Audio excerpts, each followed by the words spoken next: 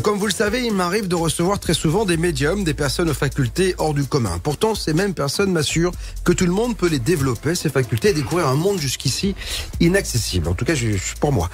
Et mon invité me dira pas le contraire. Aram. Bonsoir Aram. Oui, bonsoir. Ça va bien? Ça va, merci. Bon, ravi de t'accueillir. Tu es enseignant spirituel, conférencier, voyant et médium. Et voyant direct, c'est-à-dire que tu entends, tu vois et tu ressens sans support. En fait, c'est ça, voyant direct, non? Oui, c'est ça. C'est-à-dire que j'utilise pas de support de voyance. Donc, je reçois directement des informations, qu'elles soient de l'ordre de l'astral, de l'ordre de ce qu'on appelle l'éthérique, l'éther plus exactement, ou tout simplement par le biais d'un contact qu'on appelle une entité qui va venir me donner un message pour une personne. Donc les gens viennent te voir, ils te demandent par exemple qu'est-ce qui va se passer, je sais pas, dans mon futur.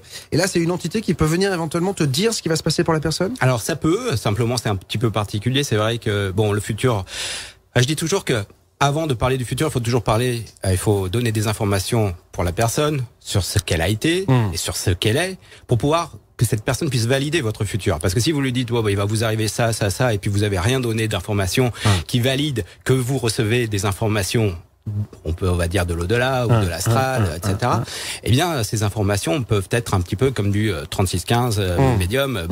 Ça ne sert à rien. Il faut déjà cerner la personne pour que la personne puisse vous écouter, vous entendre.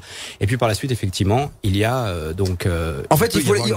il faut la rassurer déjà en lui donnant des choses qu'elle sait sur elle. Donc j'imagine que en disant vous êtes comme ça, vous êtes comme... Mais ça, bon. Alors il y a les sceptiques qui vont dire c'est de la psychologie, mais en même temps, on est avec Jean Didier hier, qui est un médium également, et la psychologie, et c'est important pour un voyant d'être psychologue, parce que on ne peut pas annoncer les choses de la même façon à Pierre ou à Paul ou à Jacques. Donc il faut sentir la personne. Mais c'est vrai que ça rassure quand on va voir un voyant qui nous dit il vous est arrivé ça, il vous est arrivé ça, avant que la personne ne vous connaisse. Donc après, une fois qu'on a construit un peu sur le passé, on peut bâtir l'avenir. On peut bâtir l'avenir, et puis surtout la différence entre la psychologie et la médiumnité ou la voyance, c'est qu'on va donner des informations, et de temps en temps ces informations, la personne ne connaît pas ces informations. Donc va se renseigner auprès de ses parents, etc. Elle va dire oui, effectivement, grand-père s'appelait comme ça, ou l'arrière-grand-mère, il lui est arrivé telle chose. Cette personne qui vient nous consulter ne sait pas ces informations au moment où elle vient nous consulter, et puis nous, on arrive à donner ces informations. Donc là, la psychologie n'est plus du tout... Est-ce qu'un jour, j'aurai une nuit avec 10 femmes blondes à forte poitrine? Je plaisante, je peux poser une question. Mais t'as raison, alors, elles sont déjà réservées. Tu dois pas être le seul. Non, parce que je dis ça parce que j'imagine que tu entends des questions, mais alors complètement dingues. Oui. Quand les gens viennent te voir, oui, parce que là, c'est une question amusante, mais je suis sûr qu'il y a un mec qui dit est-ce que je vais, par exemple, avoir un plus gros sexe? Des questions un peu dingues, quoi. Non, il n'y a pas, c'est quand même trop ça. Parce que, c'est vrai que, j'allais dire, la réputation d'un médium se fonde aussi par le bouche à oreille. Donc, on limite un petit peu ce type de questions par le biais, donc, des personnes, entre guillemets, de qualité qui viennent nous voir. En fait, c'est un échange. C'est-à-dire que toi, tu espères des clients de bonne qualité et le client espère un voyant de bonne qualité. Mais il y a des choses drôles. C'est vrai que de temps en temps, moi, je fais ce qu'on appelle des salles de voyance aussi. C'est-à-dire, c'est assez spectaculaire pour ceux qui n'ont jamais participé en tant qu'auditeur à ce type d'expérience. C'est-à-dire, c'est un médium qui est en face d'un public, en général entre 40 et 100 personnes, et on va donner des informations. On va recevoir l'information d'une entité qu'on va décrire, que ça puisse être son physique, ça puisse être son nom, des informations. Et puis par la suite, ça correspond à une personne. Et lorsque on fait ce type d'expérience, c'est toujours très très spectaculaire parce qu'il y a un échange assez particulier. Et puis il y a plein de monde il y a plein de témoins en plus. Il y a plein de témoins. Et puis surtout à la fin, on fait des échanges questions-réponses. Et je me souviens d'une question-réponse qui m'a été posée en salle, c'est-à-dire il y a une centaine de personnes. Est-ce que mon mari me trompe? Alors c'est des choses qui peuvent arriver et qui on est très très embêté parce que même si on a la réponse, ça peut arriver qu'on a la réponse.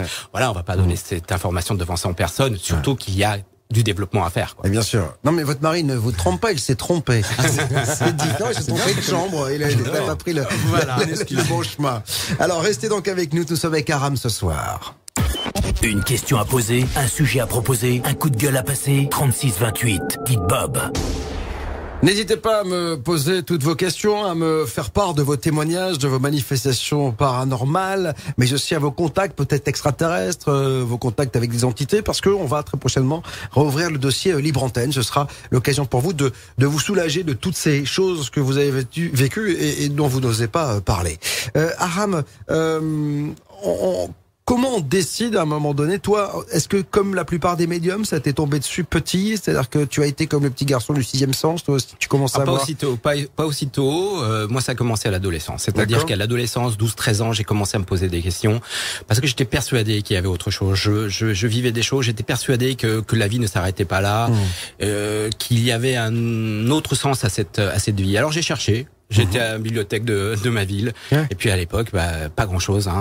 Donc, on avait quelques livres d'Alan Kardec qu'on retrouvait, et donc on parlait de spiritisme. Ouais. Alors j'ai lu quelques livres sur le spiritisme, et puis avec les copains, parce qu'on a pris les Ouija, les machins, les trucs. On était même pas équipés de tout ça. Je connaissais même pas le Ouija. Moi, j'avais une table, des lettres de Scrabble, et puis le verre de la grand-mère, quoi. Ça marche.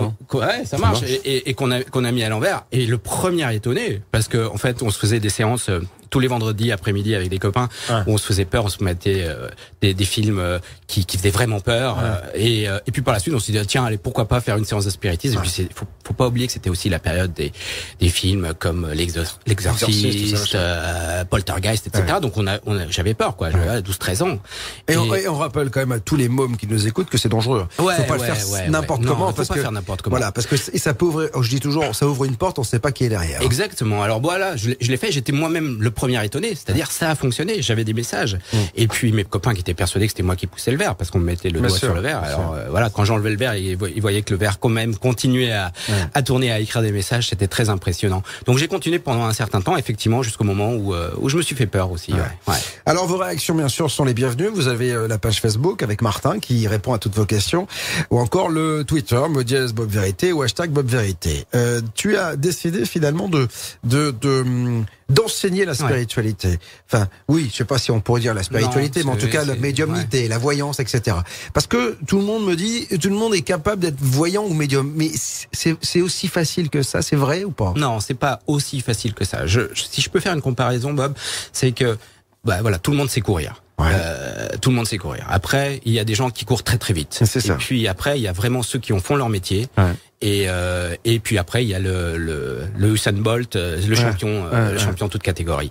C'est-à-dire que tout le monde a la capacité médiumnique qui est latente chez cette personne. Et puis par la suite, ça se travaille, comme pour tout, comme pour un coureur du 100 mètres, il va travailler, et il va avoir des informations qui vont être de plus en plus précises. Simplement, il y a des personnes qui ont ces informations qui, à la limite, ils ont les doigts dans la prise, quoi. C'est-à-dire qu'ils ont vraiment des informations directes qui leur sont beaucoup plus simples que d'autres. Voilà. Donc tout le monde est capable de le faire. Tout le monde n'est pas capable d'être médium professionnel. Et puis bon, voilà, il y a quelques stars. Mais dans tes stages, tes cours, etc. Je mets un sceptique, il doit se dire mais c'est tous des fous, en fait, c'est ça? Non, parce que en fait, on a des résultats. Si la personne a des résultats, voilà, il va dire tiens, l'autre va donner des informations sur sa vie. Et quand ça va être à son tour, bien sûr, il y a le stress. On est un peu tenu comme ça, et puis le moment où on ose dire les choses, on se dit allez, vas-y. De toute façon, j'ai rien à perdre. Moi, je dis que c'est un laboratoire dans mes stages. Donc, on n'a rien à perdre. Il y a personne qui est là pour juger. On y va, on ose, et puis là, lorsque ça tombe juste, la personne même sceptique est bluffée, quoi. Qu'est-ce qu'il te faut pour travailler? C'est-à-dire que là, par exemple, on se parle. Tu regardes Mathieu, t'as des flashs sur lui. Tu regardes Amilcar qui est de dos et tout d'un coup tu vois son aura, tu vois des choses. Non. Comment ça se passe? Il faut que tu le branches sur la personne. Comment ça se passe? Pas chez moi. Je sais que il y a plusieurs catégories. Il y a certaines personnes qui ont, comme je l'ai dit tout à l'heure, les doigts dans la prise tout le temps. Et j'en ai rencontré. Il y a des gens qui sont constamment comme ça, c'est-à-dire qu'ils ne débranchent jamais. C'est-à-dire qu'en fait, ils croisent quelqu'un dans la rue, boum, ils ont un truc, quoi. Constamment. Et puis ils sont entourés d'entités. Et c'est fatigant, ça. Mais c'est plus que fatigant. C'est-à-dire que je pense vraiment qu'il y a des gens qu'on va retrouver en HP qui sont juste médiums ou qui n'arrivent pas à maîtriser. Moi, je comprends. Et d'autres, tout simplement, ils en font leur métier parce qu'ils n'ont pas le choix, tout simplement. Voilà. C'est ça qu'on les oblige presque à devenir médium professionnel pour pouvoir passer des messages, quoi. Ouais. Et j'ai eu une personne un jour qui est venue me voir et qui m'a dit je sais que tu peux apprendre à ouvrir et à fermer la porte, puisque moi j'ai la chance, comme pas mal d'autres personnes, de pouvoir fermer cette porte. Enfin, plus exactement, de laisser toujours entrebâiller la porte. Mais voilà, je suis pas constamment 100%. Et quand tu pars en vacances, tu pars en vacances. Bah oui, tu pars pas avec tes entités. Non, mais bon, s'il y a une urgence, de toute façon, j'ai ces informations. Et pendant la nuit, ça se passe comment? T'as des informations qui arrivent comme ça d'un seul coup sans les maîtriser ou t'arrives à stopper la nuit? Non, la nuit, j'arrive à les stopper. Ouais. Personnellement, j'arrive à les stopper. Maintenant, de temps en temps, il y a vraiment des messages qui sont, qui peuvent pas attendre. Là, je les ai. D'accord. Là, je les ai. C'est soit sous forme de rêve, soit tout simplement ça me réveille. Mais ces messages te sont destinés ou sont destinés à des personnes en particulier? Ou ce sont des messages, par exemple, sur l'avenir de l'humanité, sur machin, sur tout? Ça peut être sur l'avenir de l'humanité. Enfin bon, l'avenir de l'humanité, c'est un grand mot. Ouais. Mais par exemple, effectivement, j'ai eu des informations sur un gros tremblement de terre. Oui, j'ai déjà eu, et je suis pas le seul. Et des informations sur des personnes qui sont autour de moi. Oui, également. C'est ça. Dans ta famille, etc. Ouais. Ou des amis. Famille, élèves et les gens qui sont vraiment autour de moi. Ouais. Alors, on va passer un peu de musique ce soir avec toi, Aram. On essaie dans un instant d'en savoir plus sur nos facultés, comment les développer. Parce que là, bien sûr, on a fait le constat, mais comment moi, Ginette Ledoux, Charles, Tati Jeannette vont pouvoir développer ces facultés. Vous voulez en tout cas en savoir plus? Restez donc avec moi jusqu'à 22h. Jusqu'à 23h, pardon. Je suis avec Aram. Vous en avez assez que l'on vous prenne pour des moutons. Alors, souscrivez à l'offre Premium. Bob vous dit toute la vérité. Renseignements et souscriptions sur bob-toulavérité.fr. Et je rappelle que jusqu'au 16 septembre, l'accès à la web radio est totalement libre et gratuit. Après, seuls les abonnés pourront y avoir accès, et notamment aux émissions en direct le soir entre 21h et minuit, ou en tout cas également au podcast, puisque vous êtes très nombreux à nous écouter quand bon vous semble, et je ne peux que saluer cette initiative. En tout cas, vous êtes très nombreux en ce moment à nous écouter chaque soir. Je vois, c'est des milliers de connexions pour écouter l'émission, donc profitez-en. Et puis pour en savoir plus sur l'abonnement, vous allez sur abonnement web radio. Nous sommes avec Aram pour parler de nos facultés médiumniques. Je disais hors antenne, on s'amusait, mais moi, par exemple, je suis halluciné parce que on parlait des gamins qui aujourd'hui, entre 12-13 ans, il y a une nouvelle génération de mômes qui sont très ouverts, qui ont ce troisième œil ouvert en permanence, qui ne savent pas forcément le gérer. En même temps, moi, j'ai le fils d'un ami qui est comme ça. Alors, ils l'ont fait hospitaliser, des IRM, de la psy, machin, parce que le môme voit des choses. Voilà, et ils se sont aperçus que finalement, il y a rien de tout cela, que le môme était complètement normal, si tant est que lorsque l'on voit quelque chose, on puisse être normal. Mais dans tous les cas, voilà, il y a plein de gens qui m'écrivent en disant: enfin, grâce à votre émission, je comprends, je suis pas seul, je vois que je ne suis pas seul à vivre ces choses-là. Moi, je dis toujours, ça me fait chier, je vois rien. Mais en même temps, ça me ferait très peur. Je descends souvent dans mon garage en éteignant la lumière. En me disant, je vais laisser, ça va être calme, tu sais, je reste un peu dans le garage, je me dis, je vais peut-être voir des choses. Non mais, et en même temps, je me chie dessus, parce que je me dis, si jamais il y a un truc qui apparaît, une ombre, mais je crois que j'aurais peur, mais c'est la folie, quoi. Non mais, en fait, si je peux faire un parallèle, quand tu descends dans ton garage, tu éteins la lumière, et s'il y a quelque chose qui te frôle le visage, tu vas avoir une trouille d'enfer. Ah oui, c'est sûr. Non. Et puis si tu allumes, et puis tu t'aperçois que c'est ton chiffon qui est tombé et qui t'a frôlé le visage, bah tu vas dire, bah ça va, j'ai pas peur parce que c'est un chiffon. Bah, une entité, c'est la même chose. Une fois que t'as compris quelles sont ses capacités, quelles sont aussi ses limites, bah t'en as plus peur. Oui. Maintenant, je te dis pas, moi je me lève aussi la nuit des fois pour aller aux toilettes. Si je vois une entité qui apparaît sur l'instant, même si je sais profondément est-ce que c'est ton boulot, voilà, c'est mon boulot. Eh ben sur l'instant, je vais avoir une trouille. Et puis bon voilà, ça va me durer quelques secondes, puis je vais reprendre, je vais communiquer avec elle si nécessaire. Tu peux me laisser, je vais au shot, s'il te plaît. Non, parce que par exemple, il y a une série extraordinaire, c'est American Horror Story, qui est une émission, un show, une série télévisée, c'est la deuxième saison là. C'est juste hallucinant, et c'est vrai que dans la maison, dans la première saison, ils prennent les possessions d'une maison qui est juste absolument magnifique, et il s'est passé des choses dans cette maison, donc il y a des entités. Sauf que les entités, tu les vois parfois bien, mais parfois aussi amochés, parce qu'il semblerait que des fois ils apparaissent pas très bien, quoi. Alors en fait, ça dépend aussi de la personne, puisque aussi bien dans mes élèves, il y a des gens qui vont voir une entité en entier, d'autres qui vont voir qu'un petit bout, d'autres qui vont voir des lumières. Donc c'est pas forcément, je parle les yeux ouverts. Après les yeux fermés, bien entendu, on peut décrire une entité, et puis s'il y a des choses qui sont pas jolies, bah oui, des fois on le voit. Mais ces choses qui sont pas jolies, c'est que cette personne a été comme ça aussi. C'est pas forcément avec une volonté de faire peur. Donc voilà, si la personne a eu un accident, a été déformée, ben voilà, elle va se montrer aussi comme ça. Mais c'est aussi une manière de se reconnaître. C'est pas les entités, à part ce qu'on appelle la base astrale, qui est assez inintéressante pour pouvoir communiquer avec. C'est vrai que dans au niveau donc de certaines maisons, il y a ce type d'entités qui sont là parce qu'ils sont tout simplement rattachés à quelque chose de matière. Eh bien, ces personnes-là, donc des fois, ces entités essayent d'effrayer parce que tout simplement elles veulent être tranquilles. Hein. C'est pas, ils sont pas en train de se marier. On dit tiens, on va essayer d'effrayer la personne qui vient. En fait, elles disent t'es chez moi, je te fais peur, tu vas te barrer. Qu'en fait, elles vont trouver une espèce de solution pour faire que la personne se barre. Effectivement. Sauf que toi, t'as rien demandé, t'as payé une baraque qui vaut une patate, ça vaut 1 million d'euros. Le mec qui pose l'argent sur la table, ça lui a coûté, il prend un emprunt sur 45 ans, et il arrive chez lui, il y a une entité qui la nuit vient lui chatouiller les pieds avec une sale gueule. Ça fait flipper quand même. Aujourd'hui, ce type de normalement, hein, je considère qu'un médium, son rôle, c'est aussi de pouvoir aider ces personnes-là. Ouais, c'est ça. C'est-à-dire, en fait, c'est même pas aider la personne qui a acheté la baraque, mais aider l'entité à se libérer. Oui, c'est ça. Et ça, aider l'entité à se libérer, à rejoindre son plan, c'est un acte pour moi qui est complètement gratuit, qui doit être gratuit pour tous les médiums. Mais ça, c'est presque votre boulot de base, c'est-à-dire que aider les personnes décédées qui ne sont pas passées de l'autre côté. Tout à fait. C'est ça. Donc voilà, pour libérer, automatiquement les effets vont être que cette maison va être, ne va plus être hantée. Alors, je disais, et c'est ce que tu fais, tu enseignes en fait le développement de nos capacités médiumniques. Ouais. Comment tu sais que moi je peux avoir des capacités, en tout cas je peux les développer? Comment tu sais que j'ai un fluide entre guillemets, enfin je sais pas comment on appelle ça, mais une capacité, alors que celui d'à côté il en a plus ou moins? Alors déjà en général, il y a un test par exemple, je peux faire le test là? Oui, je fais quelques petits tests, mais en fait déjà la personne qui vient me voir, elle a pas juste lu une petite annonce, etc. Elle est déjà intéressée par ça. Et si elle est intéressée par ça, c'est qu'il lui est déjà arrivé certaines choses. J'ai rarement une personne qui arrive et qui me dit bon voilà, moi je ressens rien, je vois rien, etc. Et je voudrais développer ça. Ça m'est arrivé une fois.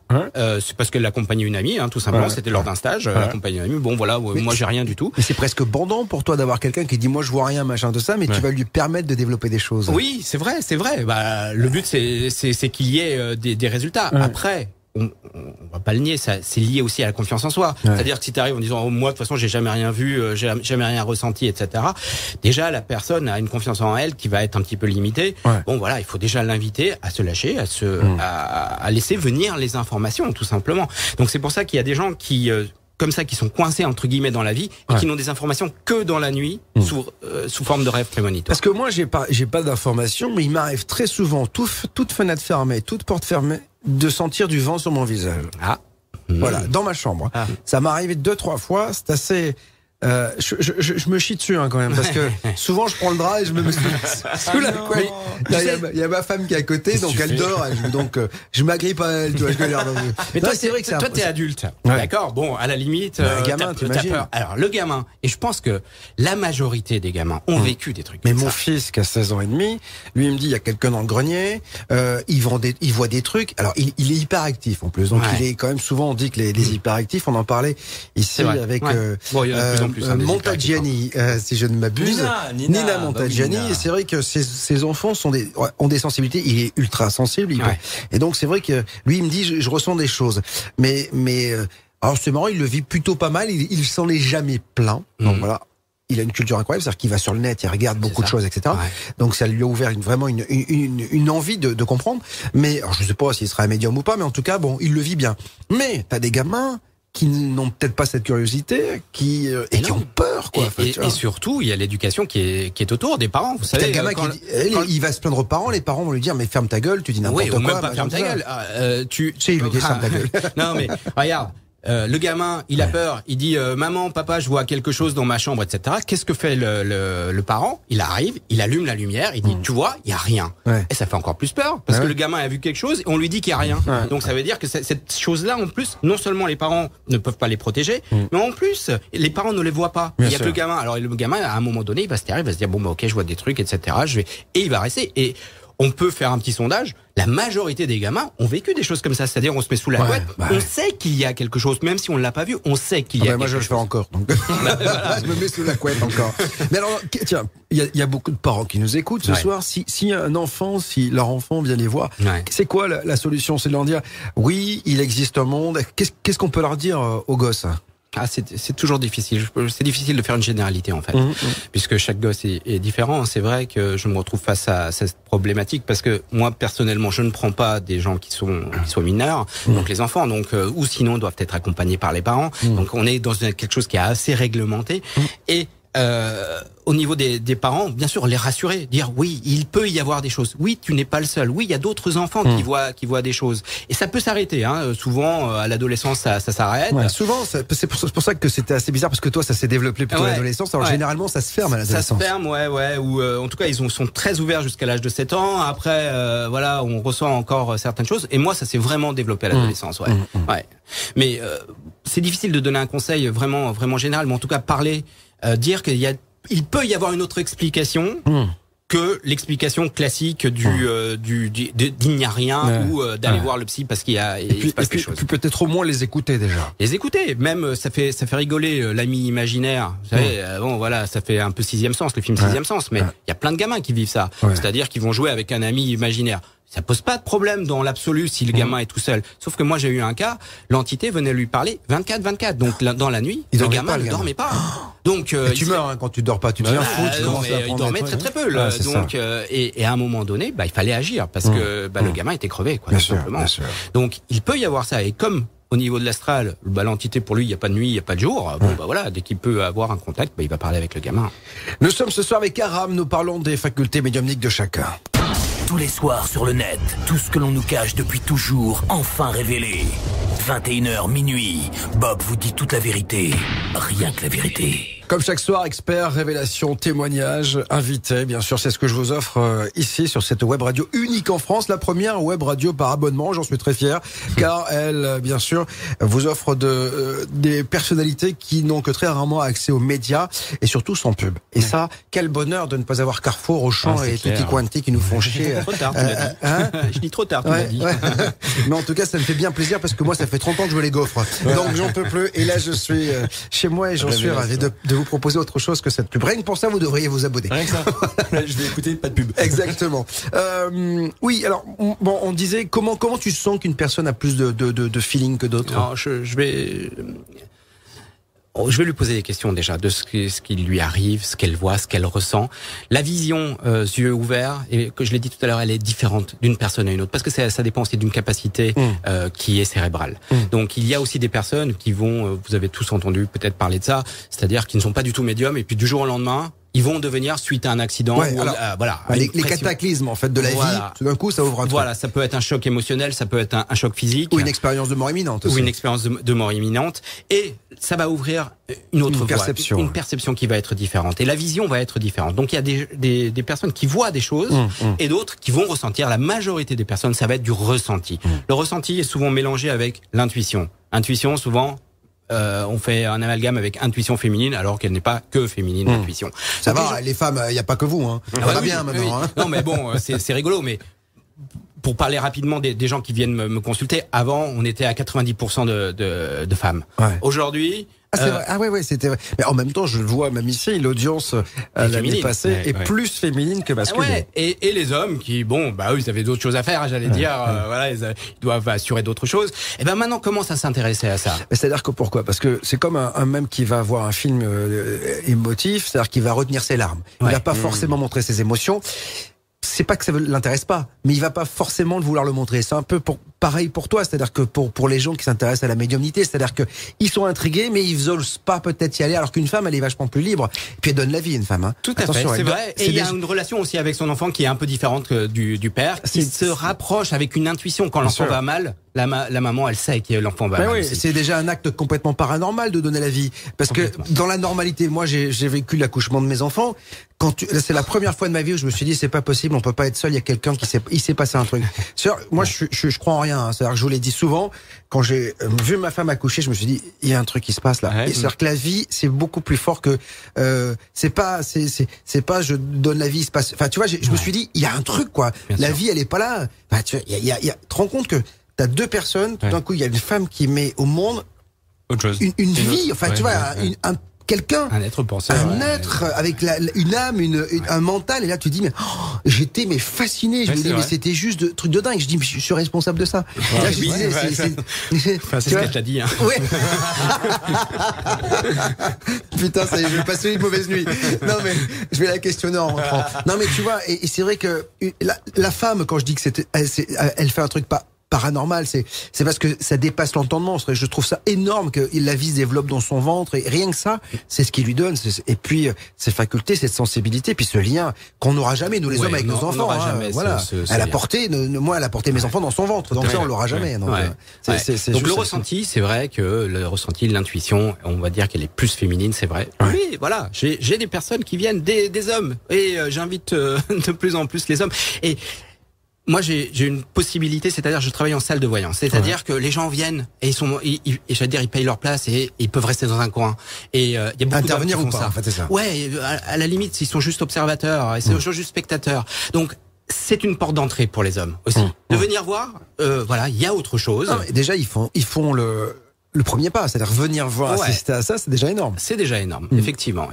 Alors, on peut marquer une petite pause musicale, on revient vers toi dans un instant. D'ailleurs, à propos de conférences médiumniques, etc., on sera prochainement partenaire des Jeudis du Paranormal. Donc, on aura en octobre, on aura l'occasion d'en reparler. Ceux qui l'aiment l'écoutent pour savoir ce qu'il va dire. Ceux qui ont peur l'écoutent aussi pour savoir ce qu'il va dire. Tous les soirs dès 21h, Bob vous dit toute la vérité. Finalement, tout le monde m'écoute, c'est ça qui est vachement bien.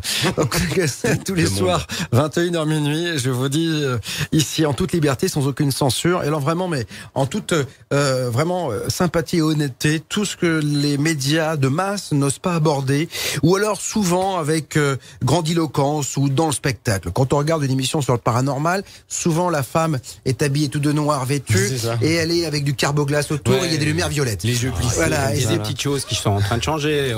On a moins l'image de Madame Irma. Ouais, regarde Boccolini, quand même. Tu regardes Boccolini, elle est dans un manoir, il y a de la fumée partout. Et moi, justement, j'ai voulu ici dédramatiser tout cela, démocratiser tout cela et rendre la paranormalité normale. Tu comprends ce que je veux dire? C'est pour ça que, voilà, tous les soirs, je reçois des gens comme toi, mais aussi des chercheurs, des médecins, pour évoquer tout ce que l'intelligentsia, si tu veux, ne refuse, en tout cas, ne veut pas aborder. Et petite parenthèse, si je peux me permettre, avec les médecins, les chercheurs, les personnes qui travaillent au niveau juridique ou au niveau de la police, ces personnes-là, on les avait pas avant. Ils venaient jamais en salle, ils venaient jamais nous consulter.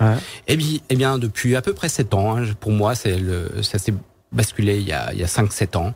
Et bien, ces personnes-là, on les a. Alors voilà, au bout de quelques... T'as des flics qui viennent te voir. Il y a des flics qui viennent nous voir, il y a des flics aussi, des médecins, des flics, des médecins. Il y a des flics qui viennent aussi suivre des cours pour développer leur intuition. Alors bien sûr, c'est pas con pour un flic de développer son intuition. Écoute, ça leur permettrait peut-être de voir que tous les Arabes et tous les Noirs sont pas des voyous. Ça serait vachement bien. Mais ça existe depuis un moment. Je veux dire que les Noirs et les Arabes sont pas des voyous. Oui, ça existe depuis un moment. Mais bon, ils avaient des personnes qui étaient là pour cibler aussi les profilers. Et les profilers, ils font quoi? Ils prennent des informations, mais est-ce que ça s'arrête là? C'est-à-dire, il va être comme ci, comme ça, etc. Non, je pense que les profilers aussi avaient une intuition. Mais de toute façon, c'est pour ça qu'ils sont peu nombreux. Il y a très peu de profilers, c'est-à-dire que ce sont des gens qui ont une capacité d'observation, une capacité d'intuition que le commun des mortels n'a pas non plus. Et ça m'étonne pas qu'ils viennent de te voir. Alors justement, moi je viens te voir, tu me dis Bob, voilà, qu'est-ce que tu as vécu, qu'est-ce que tu as ressenti, et à partir de là, tu bâtis un programme, comment ça se passe? Il y a un programme qui est fait. En général, mes ateliers se font au départ parcours particulier, tout simplement parce que tout le monde n'est pas au même niveau, tout le monde n'a pas la même demande, tout le monde n'a pas les mêmes appréhensions. Donc déjà, la première chose à voir, tout à l'heure on a parlé de la peur, ça c'est vraiment un facteur qui est très important, de savoir quel est son degré de peur face à tout ça. Et derrière ça, il faut qu'il y ait de l'envie et de l'amusement, parce que le plaisir. Le plaisir, c'est comme dans tout, presque dans toute discipline. C'est-à-dire, j'ai envie de développer ça, et que ça soit pas quelque chose qui va être difficile à vivre. Il y en a qui vivent ça comme. Faut pas que ce soit une épreuve, quoi. Non, faut pas que ça soit une épreuve. Faut qu'ils aient envie de développer ça. Ou tout simplement, il y a aussi des gens qui arrivent et qui me disent, moi, ce que j'ai que des informations négatives, et j'en ai marre. Ça c'est con, ça. Ça se travaille aussi, c'est-à-dire pour transformer ça. Et peut-être que s'ils ont des informations négatives, c'est peut-être qu'ils ont un rôle aussi à jouer, ces personnes-là. Oui, alors parce que, encore une fois, tout ce que tu reçois, c'est pour que ce soit délivré, entre guillemets. Et c'est comme dans tout, c'est-à-dire qu'il y a des gens qui sont peut-être réceptifs dans le bon, réceptifs dans le moins bon, et puis il y a peut-être des gens qui sont là pour annoncer des malheurs, et on a trouvé que peut-être que sa sensibilité, elle était là pour annoncer tout cela. En tout cas, dans ma manière d'enseigner, Mon but, et c'est ce que j'essaie de redonner, c'est la voyance ou la médiumnité sert à aider une personne. D'accord. Sert à aider. Alors, après, bien sûr, on va s'adapter à la personne. Voilà, il y a des choses à dire, il y a des choses à ne pas dire. On va voir comment cette personne... Parce que toute vérité bonne à dire, c'est toi qui aussi. Voilà. Mais est-ce que c'est le moment? Sauf qu'on peut pas toujours la dire avec n'importe qui. Et on peut pas toujours la dire avec n'importe qui. Est-ce que c'est le bon moment aussi pour cette personne pour recevoir mais ça? Mais d'où ta psychologie. C'est hyper important quand même. Bien entendu. Voilà, et en parlant de psycho, justement, des personnes qui sont dans cet univers, chez les psys, on en a aussi de plus en plus. Mais parce que eux sont les premiers à être confrontés, justement. On leur envoie des enfants qui vivent des choses, et peut-être que pour comprendre ce que vit l'enfant, il faut déjà qu'ils comprennent ce que toi tu vis, et puis apprendre déjà à développer ses propres facultés. Ses propres facultés. Il y a une chose importante aussi, c'est-à-dire que l'intuition est importante dans sa vie de tous les jours, et les gens viennent aussi de temps en temps pour dire voilà, moi j'aimerais savoir ce qui va m'arriver demain, ou en tout cas avoir de l'intuition, ou éviter toutes les erreurs que j'ai faites dans le passé. À chaque fois j'ai pris le mauvais chemin. Alors la voyance peut servir à ça, mais c'est aussi surtout un acte et un don d'amour vers l'autre. C'est aussi vers l'autre, c'est surtout vers l'autre. Est-ce que tu es d'accord avec tous tes confrères? Enfin, la plupart disent qu'en fait, c'est pas une certitude, et que de toute façon, même si tu as vu ça, il peut se passer autre chose, parce que on a chacun en nous le libre arbitre. Bien entendu, ouais, complètement. Et on est de plus en plus à dire ça. C'est-à-dire qu'avant, la voyance disait voilà, en gros vous avez le destin, et le destin on peut pas le bouger. Bien sûr, la base même, j'allais dire, de mon enseignement est basée sur le libre arbitre. Bien sûr qu'on peut bouger les choses, et justement le voyant ou le médium est juste là pour éclairer certains chemins, et c'est à la personne de faire son choix. Alors justement, à propos de volonté, on aura tout à l'heure du côté de 23h Richard Glenn, qui lui se trouve au Québec, et on parlera des pouvoirs psioniques. Là encore, vous verrez que la pensée, la volonté est très très importante. Et oui, le libre arbitre, parce que c'est pas parce que il ne vous est pas arrivé ce que le voyant a vu que c'est un mauvais voyant finalement. Ouais. Alors il peut y avoir des erreurs d'interprétation aussi. Donc ça peut arriver que le voyant, tout simplement, c'est une mauvaise interprétation. On n'est pas dans une science exacte. Ouais, bien sûr. Donc et puis il y a aussi le relationnel, c'est-à-dire que le voyant peut être, ou le médium peut être excellent avec une personne et assez moyen avec une autre. C'est comme un psy. Ah bien sûr. Voilà, c'est des choses qui arrivent. Mais souvent les erreurs sont souvent des erreurs d'interprétation du médium. Voilà. D'accord. Alors, comment elles t'arrivent ces images? C'est-à-dire que je viens de voir, ou Mathieu vient de voir, Amélika ou quelqu'un vient te voir, et donc tu te branches sur moi, et tout d'un coup, tu vois des trucs autour. Comment ça se passe? C'est quelqu'un qui vient? Et moi, c'est ça qui. Vraiment, on fait une séparation entre médiumnité et voyance. Si on parle vraiment de la voyance, c'est-à-dire si je me branche sur la personne. La médiumnité, c'est le contact avec les entités. Contact avec les entités. Si je suis avec en voyance, c'est-à-dire je vais me brancher sur la personne. Il y a un nom un peu rigolo qui s'appelle l'interpénétration. Voilà. Il m'est arrivé d'interpréter. Voilà, exactement. Mais bon, ça s'appelle comme ça. C'est une manière de voir un petit peu. Tout à l'heure, j'ai évoqué le présent, parce que c'est vraiment quelque chose d'important. C'est ce que dégage la personne là sur l'instant. Mais ce que dégage la personne sur l'instant, c'est aussi le résultat de ses actions et de ses pensées d'avant. Et aussi son futur va être. Et on parlait du libre arbitre tout à l'heure. Tout peut être bougé encore, mais aujourd'hui, quand on va aller faire une petite visite dans le futur, on va aller voir ce que cette personne a construit avec ses actes, avec ses pensées dans son futur. Et là, le rôle du voyant, c'est de pouvoir diriger cette personne. Alors moi, ça arrive sous forme, pour répondre à ta question, de son, donc ce qu'on appelle la clairaudience. C'est surtout quand tu dis du son, c'est-à-dire que tu entends une voix? De temps en temps, j'entends une voix, mais c'est un état modifié, un état de conscience qui est modifié quand je suis en voyance. Donc dans cet état de conscience modifié, mes pensées ne sont plus vraiment mes pensées. Quand je vais penser à quelque chose, je suis en voyance. D'accord. Donc quand je vais dire quelque chose, et souvent on nous reproche, on dit oui, mais tu as dit, on m'a dit que, oui, parce que ça vient en nous. C'est une réalité, c'est une. En fait, l'information, c'est pas toi qui la délivre. Il y a quelqu'un qui te la délivre, qui te la met dans ta tête et tu la ressors. En fait, c'est ça. Oui, avec un filtre. D'accord. C'est-à-dire, c'est quoi le filtre? Le filtre, il est encore une fois l'autre. D'accord. Voilà, je vais pas tout dire à l'autre. Je suis pas. On peut être en état. On peut être en état d'être canal, ce qu'on appelle le channeling, ce qui est un état qui peut être intéressant. Que moi personnellement, j'aime pas trop, parce que j'aime bien avoir la maîtrise de tout ça. Mais cet état de channeling, voilà, on va être très cash, on va tout donner. Simplement, on va éviter de regarder ce que dégage la personne, parce que des fois, on lui balance des choses. et la personne soit n'a pas bien compris, elle est pas prête. Ouais, elle est pas prête à entendre ça. Donc c'est un échange à trois, c'est-à-dire la personne qui vient vous voir, le médium et la personne ou l'entité ou les informations qu'on va recevoir. Alors, si par exemple une entité vient te voir pour te délivrer des choses sur Mathieu, oui. Est-ce que cette entité a un rapport avec Mathieu ou ça peut être quelqu'un d'autre? Parce qu'on me dit que moi, parfois, c'est pas forcément quelqu'un de la famille, c'est quelqu'un qui. Il peut y avoir, des entités que Mathieu ne connaît pas, qui peuvent être sous forme de guide ou ça peut être aussi nos propres guides, le guide du médium. Donc effectivement, on peut venir donner des informations sur Mathieu, mais en général, ça va être quelqu'un que Mathieu va connaître. Pourquoi? Parce que ou que la personne connaît Mathieu, ou que cette entité connaît Mathieu. Oui, c'est ça. Peut-être que l'entité l'a connu alors qu'il était petit, que exactement, ne se souvient pas. Ça peut être famille, un grand-père, une arrière-grand-mère, etc. Donc voilà. Mais vous savez,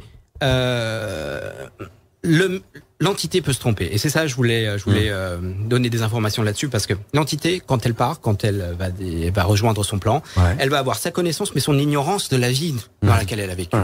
Donc voilà, quelqu'un qui est, j'allais dire bon conseil dans la vie, sera bon conseil là-haut. Quelqu'un qui était tout le temps à côté de la plaque et ou qui ne parlait pas, va venir, va donner 2-3 mots, va pas être forcément de bons conseils. Donc il y a aussi une forme de qualité d'entité, comme une qualité humaine dans notre vie de tous les jours. Mais lorsque, je sais pas, le tonton, la tata de Mathieu va venir, et ben lui, la personne qui reçoit ça va être quand même assez touchée par ça. Il va dire ah oui, tiens, il est capable d'être en contact avec mon tonton, ma tata. Ce tonton va me donner des informations sur ma vie. Bon, je vais l'écouter. Je vais écouter le message. Toutefois, encore une fois, ça arrive que l'entité, la qualité de l'entité ne soit pas à la hauteur. Peut-être que l'entité, elle connaît pas tout aussi. Enfin, bien sûr, elle ne connaît pas tout, bien entendu. Mais vous savez, des fois, pour se faire reconnaître, une entité va donner des éléments qui lui correspondent et qui ont été sa vie. Bien sûr, pour se dire, c'est vrai, je reconnais tata ou tonton. Voilà. Et je me souviens d'une expérience où j'étais en salle et il y avait en face de moi un public qui était il y avait pas mal de monde, et l'entité commence à dire la France aux Français. Oula, qu'est-ce que je dis, moi? Ok, Jean-Marie Le Pen, sort de ce corps. Ouais. Alors je commence à dire, voilà, je suis avec une personne avec des idées un petit peu d'extrême droite, restreintes, etc. Et puis je commence à donner des éléments, quelqu'un qui a fait la guerre, etc. Et puis une femme qui était au premier rang qui lève la main et me dit, je pense que c'est mon père. Alors je lui dis, ok, très bien. Je continue les informations et je dis, mais voilà, votre père avait vraiment des idées un peu arrêtées. Ce qui est incroyable, c'est qu'il les garde là-haut. Ouais. Et voilà, c'est dans ce sens-là que je voulais intervenir, parce que les personnes ne changent pas là-haut. Ah ouais. Et on est à toujours t'es con sur terre, t'es con là-haut. En fait, bah ouais, mais alors ça n'empêche pas qu'on peut aimer une personne qui a des idées restreintes ou voilà. Moi je me fous des idées. Voilà, peu importe. C'était le lien. Mais en tout cas, elle a reconnu son père de cette manière. Mais si cette personne allait donner des éléments sur le futur de la personne, peut-être que si dans la vie il n'était pas de bons conseils, il ne sera pas non plus là-haut. Il y a toujours l'image, le côté un peu cinématographique de on arrive dans l'astral, on a une vision sur tout. Non, on n'a pas une vision sur tout. Donc j'imagine que lorsque tu remontes là-haut au ciel, quand c'est ton tour, tu peux choisir les gens avec qui tu es, parce que si son mari là il était un peu extrême, si elle a pas envie de le voir, peut-être que tu peux avoir envie de retrouver ton amant ou ta maîtresse. Il y a un monde qui se crée. Mais vous savez, moi, ce qui m'intéresse, c'est le quotidien. C'est ici, c'est maintenant. J'ai testé les choses. Dans ma vie, je me suis dit, je pense que ça se développe. Je pense que ça s'apprend. Je veux essayer de savoir comment ça fonctionne. Une fois, j'ai fait une émission avec une personne qui était une très bonne médium et à qui on a posé la question en disant, est-ce que la médiumnité s'apprend? Elle a répondu, bah non, parce que je ne l'ai pas appris. Bah, je suis désolé. C'est pas non plus une vérité. C'est pas parce que elle ne l'a pas appris que ça ne s'apprend pas. Si ça se développe, ça se bouge. Et puis ce qui est valable pour elle n'est pas valable pour moi. En fait. Effectivement. Mais moi, ce qui m'intéresse, c'est le quotidien. C'est ici et maintenant. Ce qui se passe dans l'astral, bien sûr, je vais avoir des informations. Les entités vont venir, vont m'expliquer certaines choses de l'astral. Et encore, il y a beaucoup de points d'interrogation. Beaucoup de médiums, quand ils questionnent une entité sur l'astral, sur la réincarnation, etc., on a souvent des points d'interrogation qui nous reviennent en réponse. Mais ce qui m'intéresse, c'est ici et maintenant. En quoi cette entité peut aider la personne à mieux vivre son quotidien. Voilà. On va dans un instant évoquer les entités qui se font passer pour d'autres entités, parce que j'imagine que parfois il y a des escrocs, il y en a ici-bas, il y en a, certainement là-haut. Et puis les guides également, parce que ça c'est quelque chose qui intéresse énormément de nos auditeurs. Et un petit peu de musique nous fera plaisir, et juste après on se retrouve avec Aram. Certains ont voulu le faire taire. C'était mal le connaître. Tous les soirs, 21h minuit, Bob vous dit toute la vérité. Excellente soirée à l'écoute de la seule web radio consacrée quotidiennement aux phénomènes paranormaux, aux ovnis, aux complots d'État, aux sociétés secrètes, à la révélation des pyramides. Dans un instant, quelques minutes à peine, on aura Richard Glenn du côté du Québec pour évoquer les pouvoirs psioniques. Des pouvoirs, il en a, enfin je sais pas si on peut appeler ça les pouvoirs des facultés, je crois, Aram. C'est comme ça que vous préférez dire les médiums. C'est vrai que le plus pouvoir, que pouvoir ou don, j'aime pas trop. C'est ça. Donc la faculté, mais ce qui est bien la faculté, c'est qu'elle se développe, et c'est aussi pour ça que tu as monté entre guillemets ton enseignement. C'est quoi, c'est une école? Comment ça se passe? Les gens viennent te voir où d'ailleurs? Sur Paris, en fait, j'ai un lieu à République, Paris dans le 10e. D'accord. En général, ça se passe sous forme, au départ, de cours particuliers. Et puis par la suite, il y a des stages que je mets en place. Mais ces stages-là sont déjà pour des gens qui ont déjà travaillé avec moi. Et qui peuvent confronter un petit peu leur faculté, en fait. Exactement. Parce que moi, quand ils vont me donner des informations, je vais dire, voilà, t'es en contact avec un tel, ils vont me décrire telle personne, et je vais dire, ouais, c'est bien ça, exactement, tu as raison. Il y a toujours le petit doute qui est là, en me disant, peut-être qu'Aram, il me dit ça pour me faire plaisir et pour que je revienne. Et quand ils se confrontent à d'autres personnes qui ne connaissent pas, et là, effectivement, la personne dit, bah ouais, c'est exactement ça. T'es avec mon grand-père, t'es avec ma grand-mère, ou ce que tu me dis là, c'est exactement ma vie. Et bah là, tout simplement, ça leur donne plus de confiance en eux. D'accord. Alors, je voulais parler vite fait des guides, parce qu'on n'a plus beaucoup de temps. Les guides, ça c'est quelque chose qui intéresse énormément nos auditeurs, et tout le monde se dit, comment je peux faire pour rencontrer mon guide? Alors, moi, je vais un petit peu les décevoir parce que je suis pas un super fan d'être en contact, de faire l'anniversaire du guide, de dîner avec lui, etc. C'est-à-dire que il est là, il fait son job, il est là. Ok, on sait qu'il y a un guide. Au pire, pour dîner, il y a le guide du routard. Voilà, il y a le guide du routard qui est meilleur, effectivement. Non, pour moi, ce guide-là, il fait son job. Il y trouve un intérêt aussi là-haut. Donc, quand je suis en médiumnité ou quand je suis en voyage, je sais que je suis accompagné, je sais que je suis pas seul. Mais pour autant, je vais pas lui je vais le remercier, mais pas plus que ça. C'est-à-dire, je vais pas lui monter un hôtel dans ma chambre en remerciant constamment, etc. Il fait son job. Tu ne vas pas lui voir un culte, quoi, c'est ça. Tout à fait. Donc, il y en a beaucoup qui sont là en disant mon guide. Oui, c'est bien, c'est très bien. Mais bon, des gens aussi qui sont toujours en train d'appeler le guide. Quand il leur arrive quelque chose dans la rue, quand ils se font bousculer dans la rue, ils tombent, etc. Qu'est-ce que faisait le guide à ce moment-là? Il est pas venu les prévenir. Alors, voilà. Donc, je pense qu'il est là. On a besoin de lui pour avoir des informations maintenant, à savoir comment il s'appelle, c'est qui, etc. Peu importe. Et en plus, je considère qu'un guide, ça se change tout au long d'une vie. C'est-à-dire qu'on ne garde pas le même guide jusqu'à la fin. Mais ce qui est important aussi, c'est de faire bien comprendre à nos auditeurs qu'il ne faut pas que leur vie soit conditionnée soit par le guide, soit par la voyance. Parce qu'il y a des gens qui deviennent complètement dingues. C'est-à-dire qu'en fait, ils ne peuvent plus aller chercher la baguette de pain sans consulter un médium par téléphone en disant attention, qu'est-ce qui va m'arriver? Je change de job. À un moment donné, c'est aussi votre fort intérieur. Vous devez pouvoir prendre des décisions tout seul, quoi. Bien entendu. C'est le rôle du médium, et j'allais dire des bons médiums qui vont dire bah non, voilà, c'est bon, je t'ai donné des informations, c'est pas la peine de venir me consulter constamment. Toutefois, il y a toujours dans les émissions, il y a toujours une personne qui vient témoigner en disant qui s'est fait avoir, qui s'est fait avoir, qui a appelé je sais pas combien de fois le numéro surtaxé pour savoir si effectivement il doit acheter la voiture bleue ou la voiture rouge. Il a dû appeler 15 fois pour être sûr que la personne lui a donné la bonne information.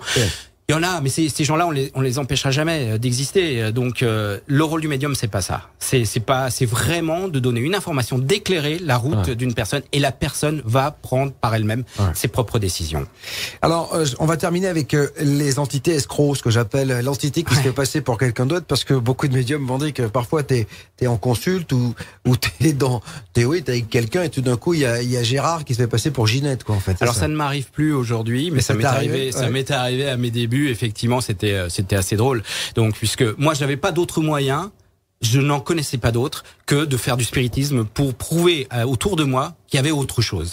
Alors, je faisais du spiritisme, et puis, bien entendu, ce qui était là, j'avais envie, mais j'étais mort de trouille.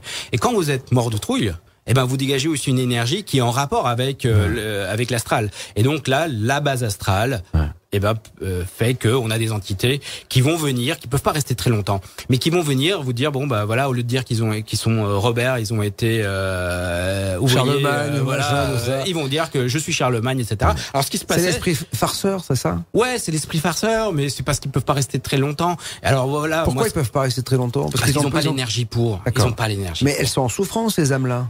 Parce qu'elles sont, quand tu dis bas astral, ça veut dire que t'as l'impression que c'est la cave, quoi. C'est pas bien. Ouais, non, mais elles sont pas, elles vont se enfin bon, après, il faut croire à la réincarnation, etc. Mais elles vont se réincarner aussi. Donc, il n'y a pas de souffrance. Je veux dire, elles vont pas être plus en souffrance, là-haut que ce qu'elles n'étaient sur Terre, quoi. Voilà, mais à un moment donné, elles vont se réincarner. Effectivement, à un moment donné, ce que j'ai fait, j'ai pris mon dico, j'étais ado, hein, et je dis ok, t'es Napoléon Ier, ok, t'es né en quelle année, qu'est-ce que t'as fait, etc. Et puis hop, l'entité se barrait au bout de quelques secondes. C'était voilà. Donc tu l'as piégé un petit peu. Bah je la piégeais, j'essayais de savoir. Est-ce qu'il y a une loi divine? Parce que moi, il y a quelque chose que je vois aujourd'hui. On voit qu'il y a des massacres ici ou là. Ouais. Je vois des gens qui rentrent dans des écoles avec des armes qui tuent. On voit des crimes atroces. Est-ce que ces gens-là, à un moment donné, il y a un tribunal, quoi. Enfin, un tribunal là. On peut pas, parce que bon, c'est vrai que quand t'es chrétien ou quand t'es religieux ou quand tu crois à la religion, on te dit voilà, il y a le bien, il y a le mal et tu seras jugé. Est-ce que toi, en tant que médium, il y a à un moment donné deux voix, quoi, celle pour ceux qui ont fait des conneries, et celle qui se sont bien comportés. Je pense que s'il y a le divin qui existe, il aime tous ses enfants, quoi qu'il ait fait. Toutefois. La responsabilité de chacun, on est libre, encore une fois, on a notre libre arbitre, et si on déconne, si on va pas sur le bon chemin, pour moi, il y a la loi de karma, c'est-à-dire voilà, on a fait quelque chose qui n'est pas bien, qui n'est pas juste, qui ne va pas dans ce qui est harmonieux, eh bien on va se retrouver avec une claque dans la gueule à un moment donné, qu'elle soit dans cette vie ou dans une vie future. Aram, merci d'avoir été avec moi pendant une heure. On en sait un peu plus maintenant sur tout cela. Et on mettra bien sûr les coordonnées de tes stages, de ton école, de ton enseignement sur le podcast. Comme ça, vous pourrez en savoir plus sur Aram. Merci mille fois.